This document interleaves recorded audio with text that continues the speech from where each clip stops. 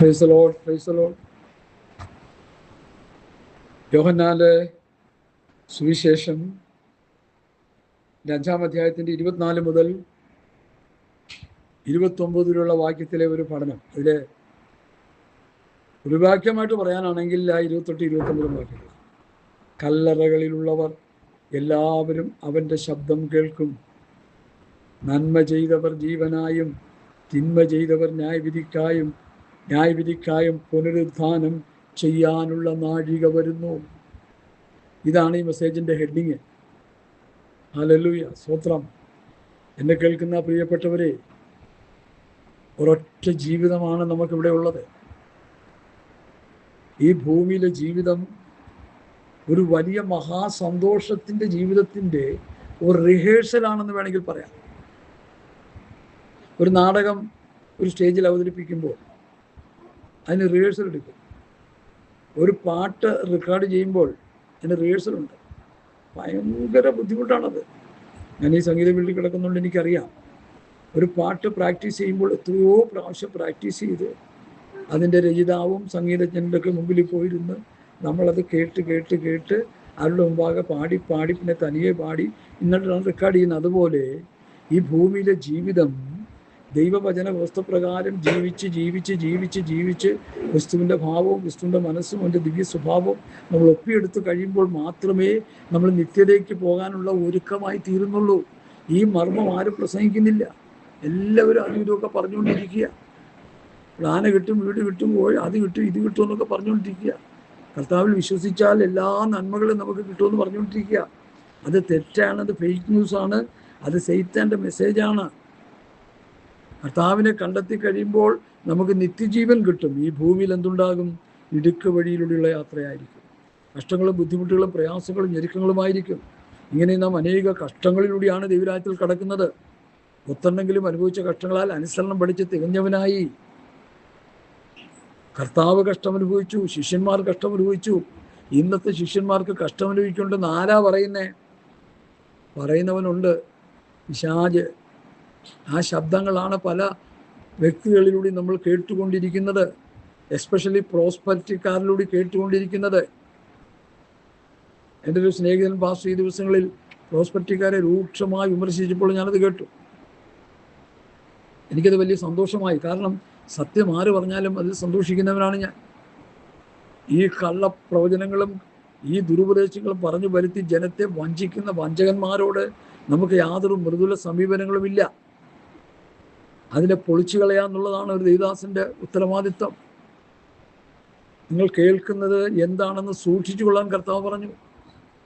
കേൾക്കുന്നത് പുസ്തകത്തിന് നിരക്കുന്നതാണോ? ഉപദേശത്തിന് നിരക്കുന്നതാണോ? ബൈബിളിലെ വിശ്വാസികളെ പോലെ കേൾക്കുന്നത് തിരുവെഴുത്തുകളെ വെച്ച് ശോധന ചെയ്യുന്നുണ്ടോ? കർത്താവ് അപ്പോസ്തലന്മാർ പഠിപ്പിച്ച ഉപദേശങ്ങളാണോ നമ്മൾ പറയുന്നതെന്ന് ശോധന ചെയ്യുന്നുണ്ടോ? ഇല്ലാത്ത ഉപദേശം ആര് പറഞ്ഞാലും അത് സ്വീകരിക്കരുത്. അവരോട് വഴക്കിടേണ്ട കാര്യമില്ല. അത് സ്വീകരിക്കരുത്, എടുക്കരുത്. ഞങ്ങൾ നിങ്ങളോട് അറിയിച്ചതിന് വിരുദ്ധമായി ഞങ്ങളാകട്ടെ സ്വർഗ്ഗത്തിൽ ദൂതനായിട്ട് നിങ്ങൾ സുവിശേഷം അറിയിച്ചാലവൻ ശപിക്കപ്പെട്ടവൻ. നിത്യജീവൻ പ്രാപിക്കാനുള്ള ഉപദേശം കർത്താവ് അപ്പോസ്തലന്മാരെ ഏൽപ്പിച്ചിട്ടുണ്ട്. എസ്പെഷ്യലി റോമാലേഖനം 6-ാം അധ്യായം പഠിക്കുമ്പോൾ പാപത്തിൻ്റെ ശമ്പളം മരണമത്രേ, ദൈവത്തിൻ്റെ കൃപാവരമോ കർത്താവായ യേശുക്രിസ്തുവിൽ നിത്യജീവൻ തന്നെ. പാപത്തിന് ശമ്പളമുണ്ട്. പാപം ചെയ്യുമ്പോൾ ലജ്ജ കിട്ടും. പ്ലസ് ലജ്ജ ആത്മമരണത്തിലേക്ക് നടത്തുമെന്ന് പൗലോസ് റോമർ 6-19 മുതൽ 23 വരെയുള്ള വാക്യം നന്നായിട്ട് വായിച്ച് പഠിച്ച് ഗ്രഹിച്ചോണം. എന്നാൽ നീതി ചെയ്യുമ്പോൾ ഒരു സാധനം കിട്ടും, വിശുദ്ധീകരണം. നീതീകരണം, വിശുദ്ധീകരണം, തേജസ്കരണം റോമാലേഖനത്തിൻ്റെ ശക്തമായ പഠനമാണ്. പാപം ചെയ്യുമ്പോൾ ലജ്ജ, നീതി ചെയ്യുമ്പോൾ വിശുദ്ധീകരണം. പാപം ചെയ്താൽ പ്ലസ് കൂട്ടി നിത്യമായ മരണത്തിലേക്ക് പോകും. നീതി ചെയ്യുമ്പോൾ വിശുദ്ധീകരണം പ്ലസ് നിത്യജീവനിലേക്ക് നടത്തപ്പെടും. അല്ലാതെ ഒന്നും ആർക്കും അങ്ങോട്ട് എത്തി നോക്കാൻ പോലും പറ്റത്തില്ല. വേദോത്സവത്തിൻ്റെ വ്യവസ്ഥ നമ്മൾ മനസ്സിലാക്കണം, ഉപദേശം നമ്മൾ മനസ്സിലാക്കണം. സത്യവേദ പുസ്തകത്തിലെ ഉപദേശ സത്യങ്ങൾ, ദ ഫോം ഓഫ് ഡോക്ട്രിൻ, വായിച്ച് പഠിച്ച് മനസ്സിലാക്കി അതനുസരിച്ച് ജീവിച്ചില്ലെങ്കിൽ നമ്മുടെ രക്ഷ നഷ്ടപ്പെടും. വേദപുസ്തകം പ്രസംഗിക്കുന്ന ശുശ്രൂഷകന്മാർ വളരെ കുറവാണ്.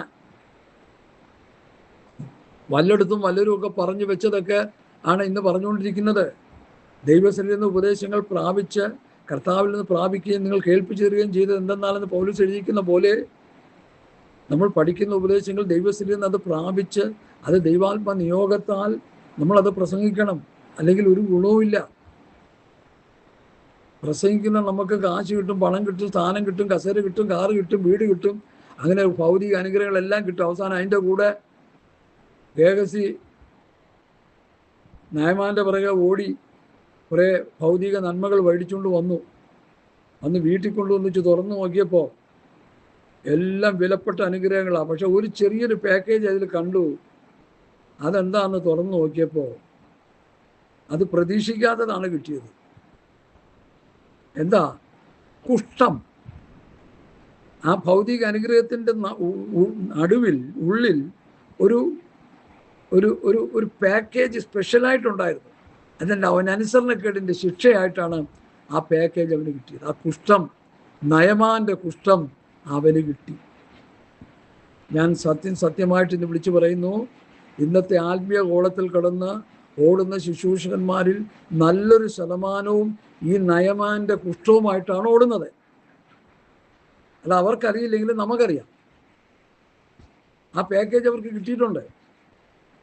സ്തോത്രം. അതിൻ്റെ തിക്തഫലം അവസാനം അവർ കൊയ്തെടുക്കും.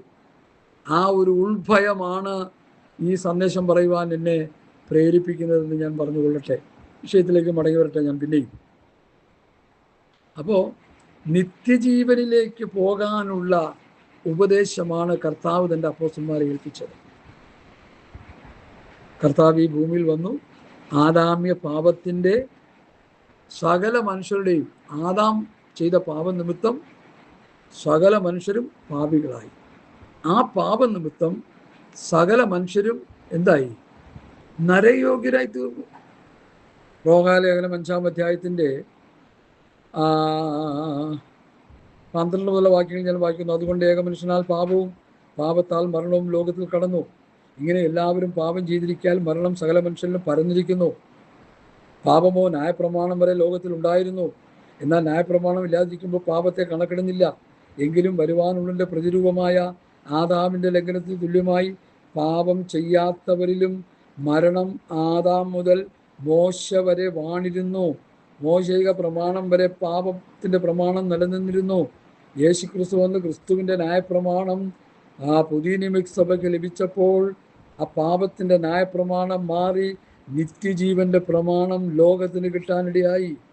അത് പ്രഘോഷിച്ച് അത് പ്രസംഗിച്ച് ജനത്തെ നിത്യജീവനെങ്കിലേക്ക് നടത്തേണ്ട ഒരു ഉത്തരവാദിത്വമാണ് ഒരു പുതിയ നിയമ ശുശ്രൂഷകന് ദൈവം നൽകിയിരിക്കുന്നത്. അതിന്ന് കാണുന്നില്ല. വേദപുസ്തകം പ്രസംഗിച്ച് കാശുണ്ടാക്കി കസേര സ്തോത്രം ഉറപ്പിക്കുകയാണ് പലരും ചെയ്തുകൊണ്ടിരിക്കുന്നത്. ഇത് അപകടമാണ്. ഈ ശുശ്രൂഷകർ കൈയേൽക്കുന്നവർ അപകടം വിളിച്ചു വരുത്തുകയാണ്. അതുകൊണ്ട് കാര്യങ്ങളെ നന്നായി മനസ്സിലാക്കി മുമ്പോട്ട് പോകണമെന്ന് ഈ വചനത്തിലൂടെ ഞാൻ നിങ്ങളെ പ്രബോധിപ്പിക്കുന്നു. ഏകന്റെ ലംഘനത്തിൻ്റെ കാര്യവും കൃപാവരത്തിൻ്റെ കാര്യവും ഒരുപോലെയല്ല.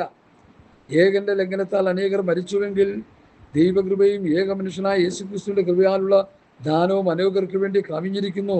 ആദാമിൻ്റെ ലംഘനം കൊണ്ട് അനേകർ പാപത്തിൽ മരിച്ച് നരകത്തിലേക്ക് പോകേണ്ട സ്ഥിതിവിശേഷമാണെങ്കിൽ യേശുക്രിസ്തു പിതാവിനെ അനുസരിച്ച് പിതാവിൻ്റെ ഇഷ്ടം മുഴുവൻ ചെയ്ത് അവൻ നമുക്ക് വേണ്ടി ബലിമരണം വഹിച്ചതുകൊണ്ട്, പരമയാഗമായതുകൊണ്ട് ആ യേശുക്രിസ്തുവിൽ വിശ്വസിക്കുമ്പോൾ നമുക്ക് എന്ത് കിട്ടും? ഏകമനുഷ്യനായ യേശുക്രിസ്തുവിൻ്റെ കൃപയാലുള്ള ദാനവും അനേകർക്ക് വേണ്ടി ഏറ്റവും അധികം കവിഞ്ഞിരിക്കുന്നു. ഏകൻ പാപം ചെയ്തതിൻ്റെ ഫലവും ദാനത്തിൻ്റെ കാര്യവും ഒരുപോലെയല്ല. ഏകൻ്റെ പാപം ശിക്ഷാവിധി കൽപ്പിപ്പാൻ ഹേതുവായി തീർന്നു. ഏകൻ്റെ പാപം, ആദാമിൻ്റെ പാപം അല്ലെങ്കിൽ ആദ്യ മനുഷ്യരുടെ പാപം നിമിത്തം ശിക്ഷാവിധി നമുക്ക് വന്നു. കൃപാവരമോ യേശുക്രിസ്തുവിലുള്ള കൃപാവരം അനേക ലംഘനങ്ങളെ മോചിപ്പിക്കുന്ന നീതീകരണ വിധിക്ക് ഹേതുവായി തീർന്നു. അടുത്തതുകൂടി കേട്ടുകൊള്ളുക. ഏകൻ്റെ ലംഘനത്താൽ മരണം ആ ഏകൻ നിമിത്തം വാണുവെങ്കിൽ ആദാമും അവയുടെയും അല്ലെങ്കിൽ ആദ്യ മനുഷ്യരുടെ ലംഘന നിമിത്തം മരണം വാഴുകയുണ്ടായി. ആ മരണത്തെ തുളച്ചു മാറ്റുന്നു ദൈവപുത്രനായ യേശുക്രിസ്തുവിൻ്റെ ബലിമരണത്തിലൂടെ.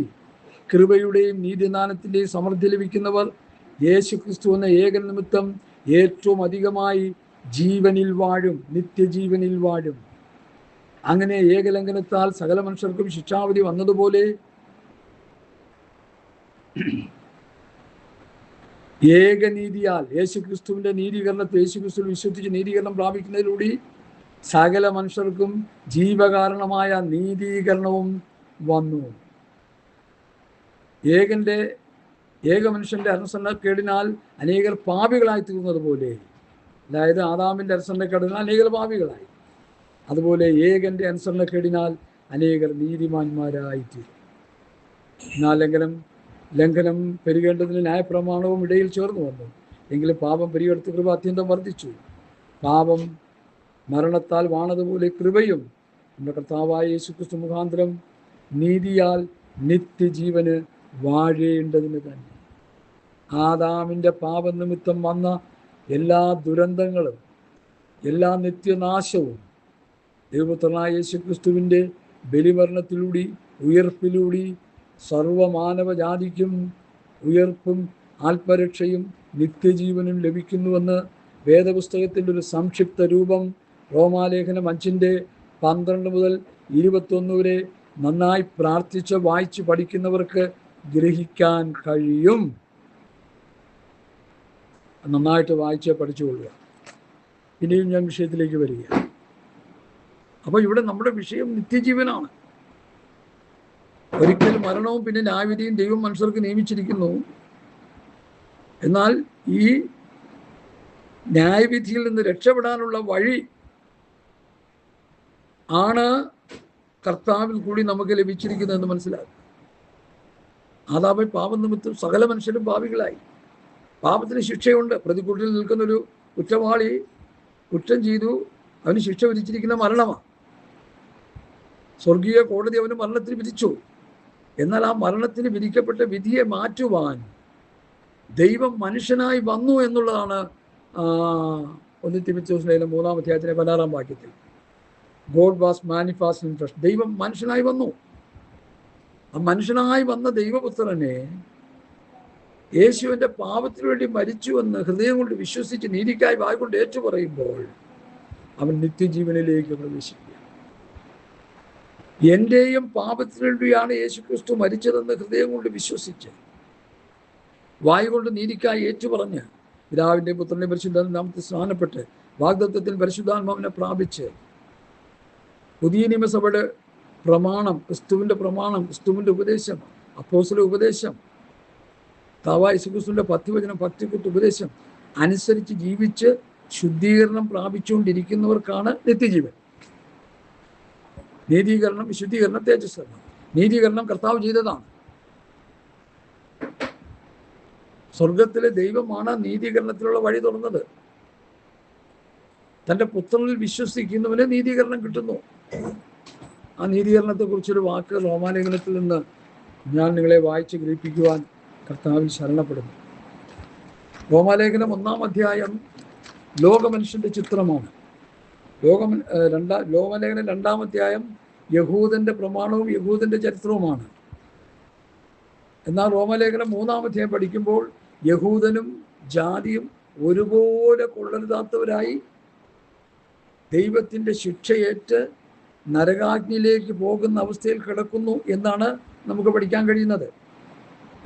എന്നാൽ അവിടെ നിന്ന് ദൈവത്തിൻ്റെ നീതീകരണം എങ്ങനെ മനുഷ്യന് ലഭിക്കുന്നുവെന്ന് ഞാൻ ആ വചനം വായിച്ച് നിങ്ങളെ കേൾപ്പിക്കാം. അതിൻ്റെ 19 വാക്യങ്ങൾ വായിക്കുന്നു. 3:19 ന്യായപ്രമാണം പറയുന്നതെല്ലാം ന്യായപ്രമാണത്തിൽ കീഴുള്ളവരോട് പ്രസ്താവിക്കുന്നു എന്ന് നാം അറിയുന്നു. 2-ാം അധ്യായത്തിൽ ന്യായപ്രമാണം ലഭിച്ച യഹൂദജാതിയെക്കുറിച്ചാണല്ലോ റോമർ 2 പഠിപ്പിക്കുന്നത്. അപ്പോൾ ന്യായപ്രമാണം പറയുന്നതെല്ലാം ന്യായപ്രമാണത്തിൽ കീഴിൽ പ്രസ്താവിക്കുന്നു അറിയുന്നു. അങ്ങനെ ഏതു വായും അടഞ്ഞ് സർവ്വലോകവും ദൈവത്തിൻ്റെ സന്നിധിയിൽ ശിക്ഷായുഗമായി തീരേണ്ടതിനത്രേ. അതുകൊണ്ട് ന്യായപ്രമാണത്തിലെ പ്രവൃത്തിയാൽ ഒരു ജഡവും ദൈവസന്നിധിയിൽ നീതീകരിക്കപ്പെടുകയില്ല. ന്യായപ്രമാണത്താൽ പാപത്തിൻ്റെ പരിജ്ഞാനമത്രേ വരുന്നത്. ഇപ്പോഴോ ഇപ്പം എങ്ങനെയാണ് മനുഷ്യൻ നീതീകരണം പ്രാപിക്കുന്നത്, എങ്ങനെയാണ് നീതീകരിക്കപ്പെടുന്നു എന്ന് പൗലോസിൻ്റെ ഉപദേശം ഞാൻ വായിച്ച് പഠിപ്പിക്കാം. എനിക്കതിനെക്കുറിച്ച് പറയാനുള്ള യോഗ്യതയില്ല. ഇപ്പോഴോ ദൈവത്തിൻ്റെ നീതി വിശ്വസിക്കുന്ന എല്ലാവർക്കും യേശുക്രിസ്തുവിലെ വിശ്വാസത്താലുള്ള ദൈവനീതി തന്നെ ന്യായപ്രമാണം കൂടാതെ വെളിപ്പെട്ടു വന്നിരിക്കുന്നു. അതിന് ന്യായപ്രമാണവും പ്രവാചകന്മാരും സാക്ഷ്യം പറയുന്നു. ഒരു വ്യത്യാസവുമില്ല. എല്ലാവരും പാപം ചെയ്ത് ദൈവദേശമില്ലാത്തവരായി തീർന്നു. യഹൂദനും യവനനും പണ്ഡിതനും പാമരനും കുചേലനും കുബേരനും ഏത് ജാതിയിൽപ്പെട്ടവനും ഏത് ഗോത്രത്തിൽപ്പെട്ടവനും ഒരുപോലെ പാപം ചെയ്ത് ദൈവതേജസ് ഇല്ലാത്തവരായി തീർന്നു. അവൻ്റെ കൃപയാൽ അല്ലെങ്കിൽ ദൈവത്തിൻ്റെ കൃപയാൽ ക്രിസ്തുയേശുവിലെ വീണ്ടെടുപ്പ് മൂലം സൗജന്യമായി ഇത്രയും നീതീകരിക്കപ്പെടുന്നത്. എങ്ങനെയാണ് നീതീകരിക്കപ്പെടുന്നത്? വിശ്വസിക്കുന്നവർക്ക് അവൻ തൻ്റെ രക്തം മൂലം പ്രായശ്ചിത്തമാകുവാൻ ദൈവം അവനെ പരസ്യമായി നിർത്തിയിരിക്കുന്നു. ലോകത്തിൻ്റെ മധ്യഭാഗമായ യെരുശലേമിൽ യേശുക്രിസ്തുവിനെ ഉയർത്തിയിരിക്കുന്നു എന്നാണ് ഇവിടെ പൗലോസ് പറയുന്നത്. മരുഭൂമിയിൽ പിച്ചള സർപ്പത്തെ ഉയർപ്പിച്ചതുപോലെ മനുഷ്യപുത്രനെയും ഉയർത്തേണ്ടതാകുന്നുവെന്ന് യോഹന്നാന്റെ സുവിശേഷത്തിൽ നമുക്ക് പഠിക്കാൻ കഴിയുന്നു. നിർത്തിയിരിക്കുന്നു. ദൈവം തൻ്റെ പുറമേയിൽ മുൻകഴിഞ്ഞ പാപങ്ങളെ ശിക്ഷിക്കാതെ വിടുക നിമിത്തം തൻ്റെ നീതിയെ പ്രദർശിപ്പിക്കുവാൻ താൻ നീതിമാനും യേശുവിൽ വിശ്വസിക്കുന്നവനെ നീതീകരിക്കുന്നവനും ആകേണ്ടതിന് ഇക്കാലത്ത് തൻ്റെ നീതിയെ പ്രദർശിപ്പിക്കുവാൻ തന്നെ അങ്ങനെ ചെയ്തത്. എങ്ങനെ ചെയ്തത്? ദൈവം യേശുക്രിസ്തുവിനെ പരസ്യമായി നിർത്തിയിരിക്കുകയാണ്. എന്തിനാണ് നിർത്തിയിരിക്കുന്നത്?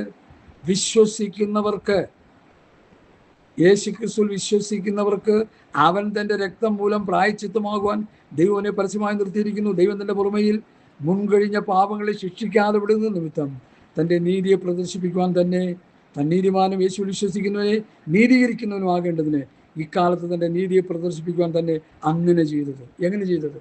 യേശുവിനെ പരസ്യമായിട്ട് നിർത്തിയിരിക്കുക. യോഹന്നാൻ സ്നാപകൻ പറഞ്ഞ ഒരു വാക്യം ഇവിടെ പ്രസക്തമാണ്. ഇതാ പോകുന്നു ലോകത്തിൻ്റെ പാപത്തെ ചുമക്കുന്ന ദൈവത്തിൻ്റെ കുഞ്ഞാട്. സർവ്വലോകത്തിൻ്റെ പാപത്തെ ചുമന്നൊഴിച്ച ദൈവത്തിൻ്റെ കുഞ്ഞാടിനെ ദൈവം പരസ്യമായി നിർത്തിയിരിക്കുക. ലോകത്തിൻ്റെ മധ്യഭാഗത്ത് നിർത്തിയിരിക്കുക. പിച്ചള സർപ്പത്തെ ഉയർച്ചതുപോലെ യേശുവിനെ ഉയർപ്പിച്ചിരിക്കുക. ആ യേശുക്രിസ്തുവിൽ വിശ്വസിക്കുന്നവൻ എന്തുണ്ട്? മരണത്തിന് വിധിക്കപ്പെട്ടും പ്രതിക്കൂട്ടിൽ നിൽക്കുന്ന ഒരു വ്യക്തിക്ക് യേശുക്രിസ്തുവിൽ വിശ്വസിക്കുന്ന നിമിത്തം ആ മരണത്തിന് വേണ്ടി വിധിക്കപ്പെട്ട് പ്രതികൂട്ടിൽ നിൽക്കുന്ന വ്യക്തിയുടെ പാപം, ഈ മരണത്തിന് വിധിക്കപ്പെട്ട് നിൽക്കുന്ന ആ വ്യക്തിയുടെ പാപം യേശുക്രിസ്തുവിൽ ചുമത്തിയിട്ട് യേശുക്രിസ്തു നമുക്ക് വേണ്ടി പരമയാഗമായി തീർന്നപ്പോൾ നമ്മുടെ പാപത്തിന് അവിടെ പരിഹാരം വന്നു. നമ്മുടേതെന്നല്ല, സർവ്വലോകത്തിൻ്റെയും സകല മനുഷ്യരുടെയും, ഏത് ജാതിയിലും ഗോത്രത്തിലും ഭാഷയിലും വംശത്തിലും ഏത് രാജ്യക്കാരനും മതക്കാരനും യേശുക്രിസ്തുവിൽ വിശ്വസിച്ചാൽ രക്ഷപ്പെടാം. വിശ്വസിക്കുമ്പോൾ കിട്ടുന്ന ഒരു കാര്യം മാത്രമേ ഉള്ളൂ. അതാണ് പലരെയും ആശയക്കുഴപ്പത്തിലാക്കുന്നത്. യേശുക്രിസ്തുവിൽ വിശ്വസിക്കുമ്പോൾ നമുക്ക് കിട്ടുന്ന ഒരു കാര്യം നീതീകരണം, ജസ്റ്റിഫിക്കേഷൻ. അർത്ഥം, അവൻ ചെയ്ത പാപത്തിൽ നിന്ന് അവനെ കുറ്റവിമുക്തനാക്കി ദൈവത്തിൻ്റെ നീതി ഓട്ടോമാറ്റിക്കായിട്ട് യേശുവിൻ്റെ പാപത്തിന് വേണ്ടി മരിച്ചു എന്ന് ഹൃദയം കൊണ്ട് വിശ്വസിച്ചപ്പോൾ അവന് കിട്ടി. പ്രതിക്കൂട്ടത്തിൽ മരണത്തിന് വിധിച്ച് നരകത്തിൽ തള്ളിക്കളയാൻ നിർത്തിയിരിക്കുന്ന എനിക്കും നിങ്ങൾക്കും നമുക്ക് പകരക്കാരനായ യേശു മരിച്ചു എന്ന് വിശ്വസിച്ചപ്പോൾ നമുക്ക് പിതാവാം ദൈവത്തിൽ നിന്ന് നീതീകരണം കിട്ടി. ആ നീതീകരണം കിട്ടിയവൻ നീതി ചെയ്ത് വിശുദ്ധീകരണം പ്രാപിച്ച് നിത്യജീവനിലേക്ക് നടത്തപ്പെടണമെന്നാണ് റോമാലേഖനം 6-ാം അധ്യായത്തിൻ്റെ പഠനം. പാപത്തിൻ്റെ ശമ്പളം മരണമത്രേ, ദൈവത്തിൻ്റെ കൃപാവരമോ കർത്താവായ യേശുക്രിസ്തുവിൽ നിത്യജീവൻ തന്നെ. പാപത്തിന് ശമ്പളമുണ്ട്. ഇവിടെ ജോലി ചെയ്യുമ്പോൾ മാസം തോറും നമുക്ക് ശമ്പളം കിട്ടും. അതുപോലെ പെന്തക്കോസ്തുകാരാകട്ടെ, ലോകമനുഷ്യരാകട്ടെ, ആരായിക്കോട്ടെ, ദൈവവചനം അനുസരിച്ച് ജീവിക്കാതെ ദൈവപ്രമാണത്തെ ലംഘിച്ചുകൊണ്ട് മുമ്പോട്ട് പോകുന്ന വിശ്വാസികൾക്കും അവിശ്വാസികൾക്കും എന്തുണ്ട്? ന്യായവിധിയുണ്ട്. അതിൽ നമ്മുടെ വായിച്ചു കേട്ടത്, കല്ലറയിലുള്ളവർ എല്ലാവരും അവൻ്റെ ശബ്ദം കേട്ട് നന്മ ചെയ്തവർ ജീവനായും തിന്മ ചെയ്തവർ ന്യായവിധിക്കായും പുനരുദ്ധാനം ചെയ്യുവാനുള്ള നാഴിക വരുന്നു. നന്മ ചെയ്തവർക്ക് നിത്യജീവനും തിന്മ ചെയ്തവർക്ക് നിത്യനാശവും ദൈവം കൊടുക്കും. അതവിടെ എഴുതി വെച്ചേക്കുന്നത്. നമ്മുടെ ഉണക്ക വിശ്വാസം കൊണ്ടും നമ്മുടെ അല്പ ക്രിസ്ത്യാനിത്വം കൊണ്ടൊന്നും നിത്യജീവൻ പ്രാപിക്കാൻ പറ്റത്തില്ല. അതിന് പണിയുണ്ട്, അതിന് വലിയ വില കൊടുക്കണം. അതാണ് അപ്പോസ്തലന്മാർ തരുന്ന ഉപദേശം അനുസരിക്കണമെന്ന് നമ്മൾ പറയുന്നത്. സുവിശേഷം കർത്താവ് അവരെ പഠിപ്പിച്ചതാണ്. സുവിശേഷം കർത്താവ് അപ്പോസ്തലന്മാരെ പഠിപ്പിച്ചു, അപ്പോസ്തലന്മാർ സഭയെ പഠിപ്പിച്ചു. അതാണ് ഞങ്ങൾ വാക്കിനാലോ ലേഖനത്താലോ തന്ന പ്രമാണം. ഈ മർമ്മം അനേകർക്ക് പിടിയിട്ടിട്ടില്ല. ഞങ്ങൾ വാക്കിനാലോ ലേഖനത്താലോ തന്ന പ്രമാണങ്ങളെ മുറുകെ പിടിച്ചുകൊള്ളാനാ പൗലോസ് പറയുന്നത്. വാക്കിനാൽ തന്ന പ്രവൃത്തി പുസ്തകവും ലേഖനത്തിലൂടെ തന്നത് റോമാലേഖനം മുതൽ വെളിപ്പാട് പുസ്തകം 1, 2, 3 അധ്യായം വരെയും നമുക്ക് പഠിക്കാം. മറ്റത് പിന്നെ സഭ സ്വർഗത്തിലാണ് 4-ാം അധ്യായത്തിൽ. അപ്പോൾ 1, 2, 3 അധ്യായം വരെ നിർബന്ധമായി നമ്മൾ പഠിച്ചനുസരിക്കേണ്ട കാര്യങ്ങൾ അവിടെ കിടപ്പുണ്ട്. അതുകൊണ്ട് എന്നെ കേൾക്കുന്ന പ്രിയപ്പെട്ടവരെ, ഈ ആത്മീയ യാഥാർത്ഥ്യങ്ങൾ മനസ്സിലാകാതെ ഒരു പൊട്ടനെ പോലെ, ഒരു പൊട്ടിയെ പോലെ നമ്മൾ ക്രിസ്ത്യ ജീവിതം നയിച്ച് മുമ്പോട്ട് പോയാൽ നമ്മൾ അബദ്ധത്തിൽ ചെന്ന് ചാടും. പണ്ട് കുരങ്ങൻ്റെ വാല് എറിയതുപോലെ എറിയും. നാട്ടിൻപുറത്ത് തടിയെറുക്കാനായിട്ട് ഒരു കൂട്ടർ വന്ന് തടിയെടുത്തിട്ട് പോകാൻ നേരത്ത് അറുത്ത് വെച്ച ഭാഗത്ത് ഒരു ആപ്പ് വെച്ചിട്ട് പോകും. അവർ പോയി. അത് കഴിഞ്ഞാൽ കാടിൻ്റെ അടുത്തുള്ള സ്ഥലമാണ്. കുരങ്ങന്മാരിറങ്ങി ഈ തടിയുടെ മുകളിലൊക്കെ കയറി കിടന്ന് കളിച്ച് ഈ ആപ്പുണ്ട് അതിലിട്ട് ഇങ്ങനെ തട്ടി ആപ്പങ്ങ് തെറിച്ച് പോയി. കാല് ഈ അറുത്ത് വെച്ച തടിയുടെ ആ വിള്ളലിൽ വാലിരിക്കുകയായിരുന്നു. ആപ്പ് തെറിച്ച് പോയപ്പോൾ എന്ത് പറ്റി? കുരങ്ങൻ്റെ വാല് കയറി എറി. രക്ഷപ്പെടാൻ പറ്റാത്ത അവസ്ഥയായി. എന്ന് പറഞ്ഞതുപോലെ നമ്മൾ ആയിത്തീരും. ഒരു പൊട്ടനെ പോലെ നമ്മൾ ക്രിസ്ത്യ ജീവിതം നയിച്ചാൽ ഈ കർത്താവായ യേശുക്രിസ്തുവിൻ്റെ പത്യവചനവും ഭക്തിപൂർവ്വ ഉപദേശവും നമ്മൾ വായിക്കുകയും പഠിക്കുകയും അല്ലെങ്കിൽ അത് ദൈവദാസന്മാർ പ്രസംഗിച്ച് കേൾക്കുകയും ചെയ്യുന്നത് കേട്ടനുസരിച്ച് ജീവിച്ചില്ലെങ്കിൽ ഈ കുരങ്ങൻ്റെ വാല് എറിയതുപോലെ എറിയും. രക്ഷപ്പെടാൻ പറ്റത്തില്ല. പിന്നെ രക്ഷപ്പെടണമെങ്കിൽ മറ്റൊരു വന്ന് തടിയെറുക്കുന്നവർ വന്ന് ആ വിള്ളലിൽ ആ പഠിച്ച് കയറ്റിയാലേ വാലെടുക്കാൻ പറ്റുള്ളൂ. സ്തോത്രം. അതുകൊണ്ട് എന്നെ കേൾക്കുന്ന പ്രിയപ്പെട്ടവരെ, അബദ്ധത്തിൽ ചെന്ന് ചാടരുത്. എങ്ങനെയും ക്രിസ്ത്യ ജീവിതം നയിച്ച് മുമ്പോട്ട് പോകാമെന്ന് പറഞ്ഞാൽ നടക്കില്ല. അതിന് വ്യവസ്ഥയുണ്ട്. ഉയർത്തെഴുന്നേറ്റ് വരാൻ അല്ലെങ്കിൽ രൂപാന്തരം പ്രാപിക്കുവാൻ സത്യവേദ പുസ്തകത്തിൽ പത്യവചനം, പത്യോപദേശം ശക്തമായി പഠിച്ചനുസരിക്കേണ്ടതായിട്ടുണ്ട്. അതാരും ഇന്ന് ചെയ്യുന്നില്ലെന്നാണ് ഞങ്ങൾ ശക്തിയോടെ പറഞ്ഞുകൊണ്ടിരിക്കുന്നത്. പരിമിതമായ നിലയിലുള്ള പഠിപ്പിക്കലുകൾ കൊണ്ട് നിത്യജീവൻ പ്രാപിക്കാൻ പറ്റത്തില്ല. ഘനമായ ഉപദേശങ്ങൾ വായിച്ച് പഠിച്ചനുസരിക്കേണ്ടതായിട്ടുണ്ട്, അല്ലെങ്കിൽ കേട്ടനുസരിക്കേണ്ടതായിട്ടുണ്ട്. അതാരും പ്രസംഗിക്കുന്നില്ല. ഒരു പ്രസംഗിക്കാതെ എങ്ങനെ കേൾക്കും? കേൾക്കാതെ എങ്ങനെ അനുസരിക്കും? അനുസരിക്കാതെ എങ്ങനെ നിത്യജീവൻ കിട്ടും? ഇതൊക്കെയാണ് വിഷയങ്ങൾ. അതുകൊണ്ട് ഗൗരവത്തോടെ ഈ വിഷയം ഇന്ന് പിൽക്കാലം ഈ വിഷയം നമ്മൾ കാണണമെന്ന് കർത്താവിൻ്റെ നാമത്തിൽ ഓർപ്പിക്കുന്നു. ഹല്ലേലൂയ. മത്തായിയുടെ സുവിശേഷം 4-ാം അധ്യായത്തിൻ്റെ 14, 15 വാക്യങ്ങൾ വായിക്കുമ്പോൾ ഒരു വലിയ സത്യം മുമ്പൊന്ന് വായിച്ചതാണ്. എന്നാൽ ഇപ്പോൾ അതിന് ആ അർത്ഥത്തിലല്ല നമ്മൾ വായിക്കുന്നത്. സെബൂലൂൻ ദേശവും നാഫ്താലി ദേശവും കടൽക്കരയിലെ യോർദാൻ അക്കരെയുമുള്ള നാടും ജാതികളുടെ ഗലീലയും ഇങ്ങനെ ഇരുട്ടിലിരിക്കുന്ന ജനം വലിയൊരു വെളിച്ചം കണ്ടു. മരണത്തിൻ്റെ ദേശത്തിലും നിഴലിലും ഇരിക്കുന്നവർക്ക് പ്രകാശമുദിച്ചു. ആ 15-ാം വാക്യത്തിൻ്റെ 2-ാം ഭാഗം, മരണത്തിൻ്റെ ദേശത്തിലും നിഴലിലും ഇരിക്കുന്നവർക്ക് പ്രകാശമുദിച്ചു. എന്താ അങ്ങനെ പറഞ്ഞതിൻ്റെ അർത്ഥം? സെബൂലൂൻ ദേശം, നാഫ്താലി ദേശം, കടൽക്കരയിലെ യോർദാനക്കരയുമുള്ള ജാതികളുടെ ഗലീലയും ഇങ്ങനെ ഇരുട്ടിലിരിക്കുന്ന ദേശം മുഴുവൻ മരണത്തിൻ്റെ ദേശമായിരുന്നു. മരണത്തിൻ്റെ നിഴലിലായിരുന്നു അവർ ജീവിച്ചത്. അവർക്ക് എന്ത് ചെയ്തു? ദൈവപുത്രനായ യേശുക്രിസ്തു വന്ന ആ ദേശത്തിൽ തൻ്റെ കാൽപ്പാടുകൾ വെച്ച് യാത്ര ചെയ്തു. ശിഷ്യന്മാരെ വിളിച്ച് ചേർത്തു. അവർക്ക് പത്യവചനം, പത്യോപദേശം കൊടുത്തു. അത് നിമിത്തം ആ ഉപദേശം അനുസരിച്ച് ജീവിക്കുന്നവർക്ക് എന്ത് കിട്ടും? മരണത്തിൻ്റെ ദേശത്തിൽ ഇരിക്കുന്നവർക്ക്, മരണത്തിൻ്റെ നിഴലിൽ ഇരിക്കുന്നവർക്ക് നിത്യജീവൻ കിട്ടാൻ കർത്താവ് പറഞ്ഞ വചനങ്ങൾ അനുസരിച്ചാൽ കഴിയുമെന്നാണ് ഇന്ന് പലകാലം നമ്മൾ പഠിക്കേണ്ടത്. അതാ ഈ വാക്യത്തിൽ എഴുതിയിരിക്കുന്നത്. മരണത്തിൻ്റെ ദേശത്തിലും നിഴലിലും ഇരിക്കുന്നവർക്ക് പ്രകാശമുദിച്ചു. ഹല്ലേലൂയ. അതുകൊണ്ട് എന്നെ കേൾക്കുന്ന പ്രിയപ്പെട്ടവരെ, കർത്താവിൽ വിശ്വസിച്ച് നിത്യജീവൻ പ്രാപിക്കുക.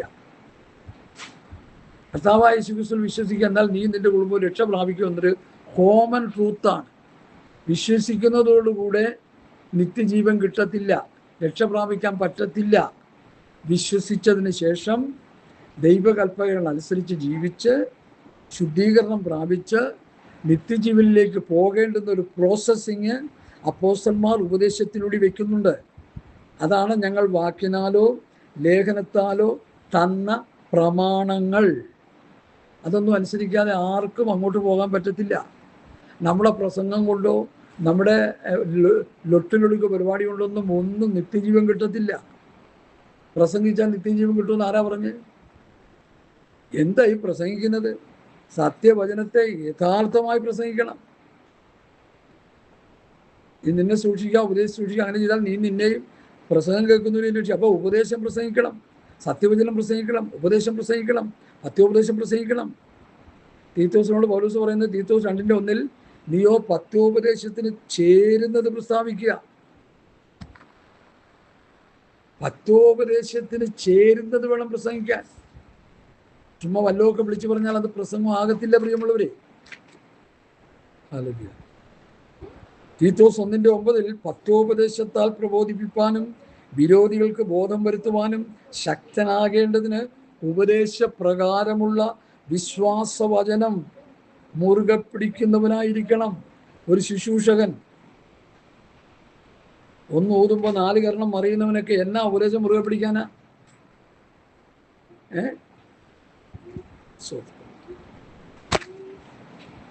തീത്തോസ് 2:7 വിരോധി നമ്മെ കൊണ്ട് ഒരു തിന്മയും പറവാൻ വകയില്ലാതെ ലജ്ജിക്കേണ്ടതിന് സകലത്തിലും നിന്നെ തന്നെ സൽപ്രവൃത്തികൾക്ക് മാതൃയാക്കി കാണിക്കുക. ഉപദേശത്തിൽ നിർമ്മലതയും ഗൗരവവും ആക്ഷേപിച്ചുകൂടാത്ത പഥ്യവചനവും ഉള്ളവനായിരിക്കുക. എത്ര ശക്തമായ നിലയിലാണ് തീത്തോസിന് പൗലോസ് ഉപദേശം കൊടുക്കുന്നത്. ഞാൻ ഈ കഴിഞ്ഞ ദിവസങ്ങളിൽ തീത്തോസിൻ്റെ ലേഖനത്തിലെ എൻ്റെ മുമ്പ് പ്രസംഗിച്ച, വർഷങ്ങൾക്ക് മുമ്പ് പ്രസംഗിച്ച മെസ്സേജ് എൻ്റെ പുതിയ യൂട്യൂബിലുള്ളവർക്ക് വേണ്ടി അല്ലെങ്കിൽ വാട്സപ്പിലുള്ളവർക്ക് വേണ്ടി ഞാൻ എടുത്തിട്ടിരിക്കുക. 1, 2 എപ്പിസോഡുകൾ ഇട്ട് കഴിഞ്ഞു. ഇനി അവസരം കിട്ടുമ്പോൾ അതിൻ്റെ 3, 4, 5, 6 ഉണ്ട്, ഇഷ്ടംപോലെ ഉണ്ട്. അത് ഓരോന്നോരോന്നായിട്ട് ഇടയ്ക്കിടയ്ക്ക് ഇടുന്നുണ്ട്. ഇത് കേൾക്കുന്നവർ മനസ്സ് വെച്ച് കേട്ടനുസരിച്ച് അതിൻ്റെ നോട്ട്സുകൾ എഴുതി പഠിക്കുന്നത് വളരെ നല്ലതാണ്. ഞങ്ങൾ ഈ ഉപദേശമാണ് ഇടതൂടാതെ ഇങ്ങനെ പറഞ്ഞുകൊണ്ടിരിക്കുന്നത്. നമുക്ക് മരിച്ചു കഴിഞ്ഞാൽ നിത്യജീവൻ കിട്ടണമെങ്കിൽ ഉപദേശം അനുസരിച്ച് ജീവിക്കണമെന്നാണ് ഞാൻ ഈ പറഞ്ഞുകൊണ്ടിരിക്കുന്നത്. വെറുതെ ഒന്നും കിട്ടത്തില്ല. ഇന്നത്തെ ശവമടക്കുകളിൽ എനിക്ക് വിശ്വാസമില്ല. ഇന്നത്തെ മരണാനന്തര ശുശ്രൂഷകൾക്ക് എനിക്ക് വിശ്വാസമില്ല.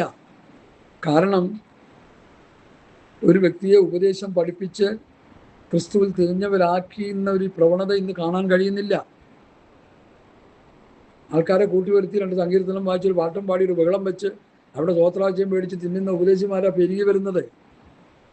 പഥ്യവചനവും പഥ്യോപദേശവും വിശുദ്ധിയുടെ പ്രമാണമൊന്നും ആർക്കും പ്രസംഗിച്ച് കേൾപ്പിക്കുന്നില്ല.